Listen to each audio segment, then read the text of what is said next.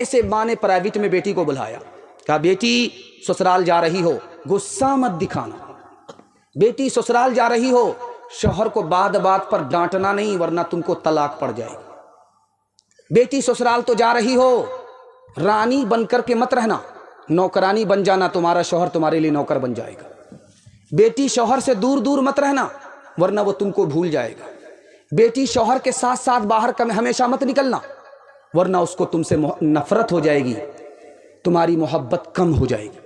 बेटी जब ससुराल जा रही हो तो शौहर की नाक की हिफाजत करना, आंख की हिफाजत करना, कान की हिफाजत करना। तो बेटी ने कहा अम्मा कान उसके हैं, आंख उसकी है, नाक उसकी, मैं कैसे हिफाजत करूं? कहा कि बेटी तुम्हारी गलत बात तुम्हारे शौहर के कान में ना पहुंचे, ये कान की हिफाजत है। बेटी तुम्हारे गुनाह की बदबू तुम्हारे शौहर की नाक में ना पहुंचे, ये नाक की हिफाजत है। बेटी अटीचर फटीचर मत रहना जब शौहर तुम्हारा घर में रहे। नए कपड़े पहनना, पुराने नहीं। पुराने कपड़े हैं तो मैले नहीं, साफ सुथरे कपड़े पहन करके रहना।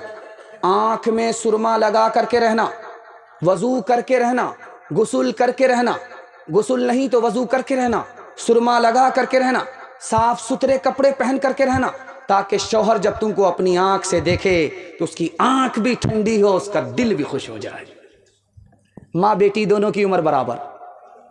आप कहेंगे ऐसा कैसे हो सकता है? माँ का नाम आयशा रजी अल्लाह अन्हा, बेटी का नाम फातिमा रजी अल्लाह अन्हा, दोनों की उम्र बराबर। सौतेली माँ सौतेली बेटी, लेकिन सौतेला सलूक नहीं। दिल की बात माँ बेटी से कह दे, बेटी दिल की बात माँ से कह दे, सहेली जैसा सलूक है। माँ की मजलिस में बेटी मुस्कुराती है तो माँ होती है। कहो बेटी बेमौका तुम्हारे मुस्कुराने की क्या वजह है? तो फातिमा ने कहा अम्मा ख्याल आया। कहा क्या ख्याल आया? कहा मैं रसूलुल्लाह की बेटी हूँ, आप तो अबू बकर की बेटी हो। समझ में आ गया कि बेटी को फ़ख्र हो रहा है, अदब भी देना है, हौसला भी देना है। तो माँ ने कहा, आयशा ने कहा कि बेटी तुमने सच कहा, उसी नबी के सदक़े में ईमान मिला, उसी नबी के सदक़े में कुरान मिला। लेकिन बेटी मुझे हंसी आ रही है इस बात पर कि तू भी इंतकाल करेगी, कब्र में पहुँचेगी, तेरे हक़ में फ़ैसला होगा, तू भी जन्नत में जाएगी। मैं भी इंतकाल करूँगी, कब्र में पहुँचूँगी, मेरे हक़ में फ़ैसला होगा, मैं जन्नत में जाऊँगी। लेकिन बेटी मुझे हंसी इस बात पर आ रही है कि जब तू जन्नत में जाएगी तेरे हाथ में अली का हाथ होगा, बेटी जब मैं जन्नत में जाऊँगी तो मेरे हाथ में रसूलुल्लाह का हाथ होगा। आखिरी मिसाल पर पैगाम को ख़त्म कर रहा हूँ।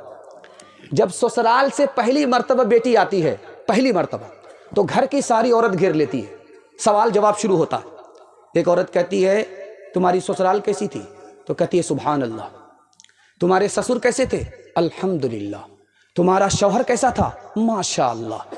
अब बारी आती है कि सास कैसी थी? तो कहती है इन्ना लिल्लाह ला हौला वला कुव्वता इल्ला बिल्लाह, अस्तगफिरुल्लाह, जल्ले तो जलाल तो इस बला को टाल।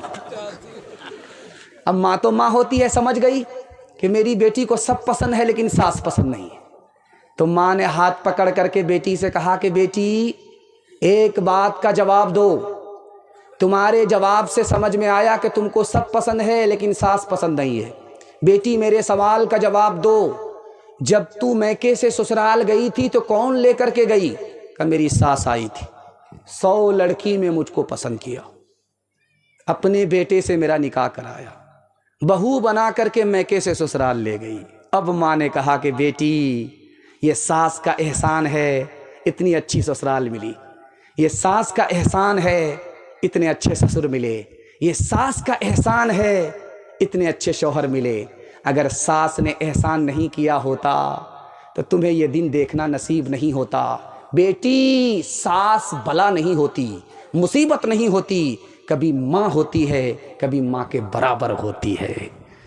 हज़रते फातिमा की तरह उम्र भर ऐसा किरदार होते ससुराल में। हज़रते फातिमा की तरह उम्र भर ऐसा किरदार होते ससुराल में। सास तेरी ज़माने से कहती फिरे कुछ नहीं चाहिए बस बहू सास हो।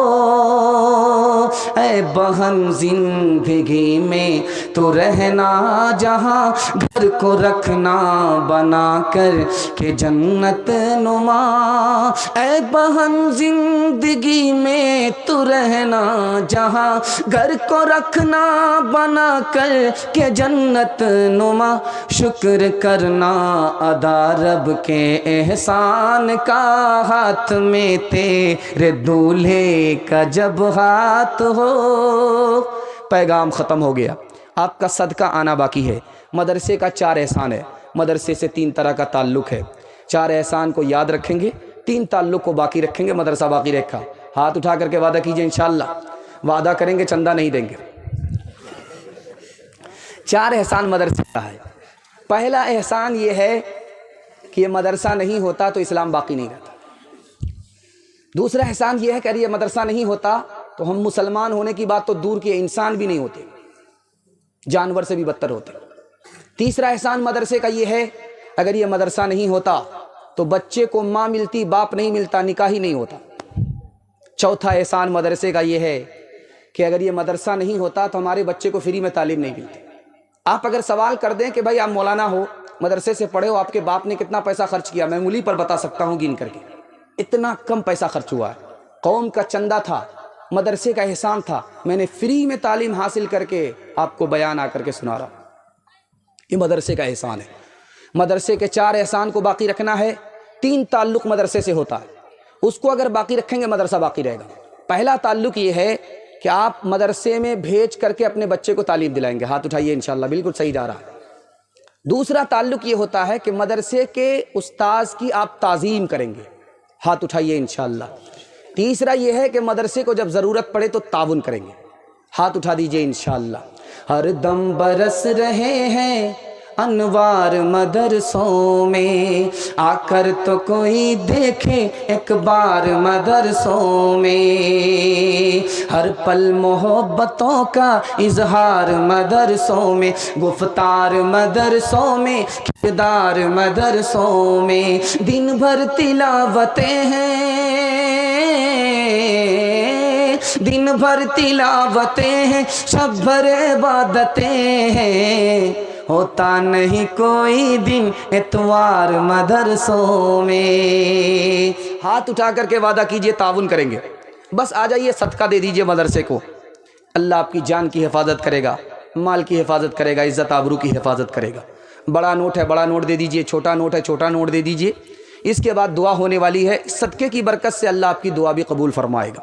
آ جائیے، قطرہ قطرہ دریا ہوتا ہے، ذرہ ذرہ صحرا ہوتا ہے، خلوص سے دے دیجئے، مدرسے کو تعاون کیجئے، اللہ کے رسول کا گھر آباد ہوگا، اللہ آپ کے گھر کو آباد رکھے گا۔ ابھی دیکھیں ترکی میں زلزلہ آیا ہے، اور ہندوستان میں بھی خطرہ ہے کہ وہ زلزلہ آ سکتا ہے، لیکن یہ صدقہ آپ کو زلزلے سے بچا سکتا ہے۔ آ جائیے، اللہ آپ کی حفاظت فرمائے، جان کی مال کی عزت آبرو کی حفاظت فرمائے۔ سرپنچ صاحب ہیں، 500 روپے دیے ہیں، اللہ جان کی مال کی عزت آبرو کی